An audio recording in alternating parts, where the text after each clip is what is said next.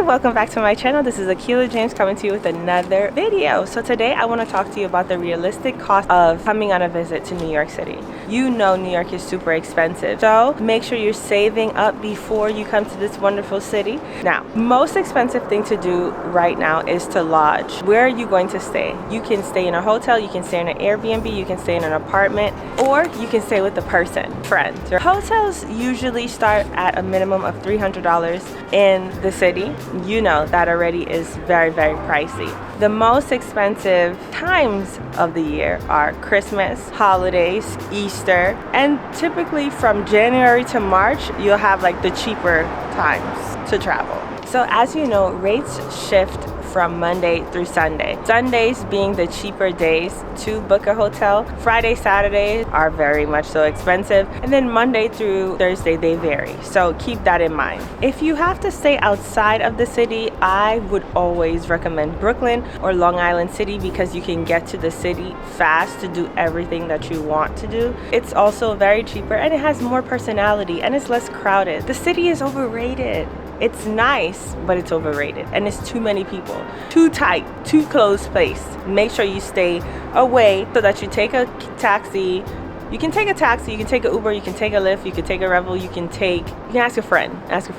And then also you can take the train. Very easy to get around. So for 7 days, you're looking at an estimate of about, you'll see right here in this section. You can see the prices of how much everything will be for lodging. This is just for staying in this place, right? You have not eaten yet, you have not seen any attractions yet, and you have not even had any fun. So just keep in mind, this will be the section where you're spending the most amount of money if you don't have family or friends to stay with. Number 2, transportation. That's a very high, relatively high section as well. You can take the train for $2.75 a ride. If I were you, I would just go straight to the train station and get a Metro card. The Metro card is $1 in the beginning, but it's a one-time fee, and you put as much money as you need to stay as long as your trip is for.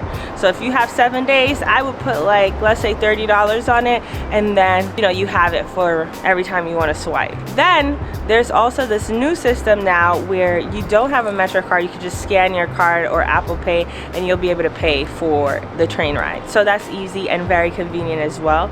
But the transportation is not that expensive until you get to like Uber or Lyft. And mind you, it takes the same amount of time if you were to get a taxi. So just keep that in mind. In the city, it's still expensive. Now, if you decide that you want to rent a car, it's not so much the rental. The rental car starts somewhere between like $150 and up, but it's the parking.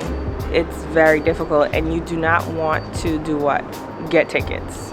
You don't want to get any parking tickets because that is not your friend, okay? So keep that in mind. Parking tickets in the city, you've seen my video before. Don't stand for it. So I would say take the train, take a taxi, take an Uber or car service, and that's it. The best part, food and drinks. This part, you should carve out some extra money to put towards or put aside for food and drinks because it is very expensive and essential in the city. You don't come to New York to have hot dogs. You don't come to New York to have McDonald's. You come to New York to have luxury. Luxury meaning, let's say you have a cup of coffee. A cup of coffee could be anywhere from like $3 to $7 if you decide to get cappuccino or a latte or I don't know. Like I would get a cappuccino to last you through the day. If you get a couple of coffees, you're looking at 15 bucks, right? So keep that in mind. That's just for coffee, okay? For breakfast, again, it depends on where you are. Now, if you get a bacon, egg, and cheese, what's that run you about like $5, $6, right? Or if you go to the bagel shop, you can get a bagel for, people say you can get a bagel for $5, but I have never gotten a bagel for $5, especially if it's toasted and it has cream cheese on it. I usually get strawberry cream cheese with turkey bacon. It's not that. It's never that price. So I would say the bagel will run you about $8. So right now we're working with $15 just for the breakfast. And if you want like a nice breakfast, I would say $20. For lunch, we're looking at $40 for lunch. What are we talking? A Latin restaurant, a sushi place, and this is reasonable lunch. Because remember, you're coming to the city. You chose this place, not me. So you gotta chill with the big boys. Dessert, you're looking at $15, $10 to $15, okay? Dessert, if you want a cheesecake, from Junior's. That used to be like a hot spot back in the day.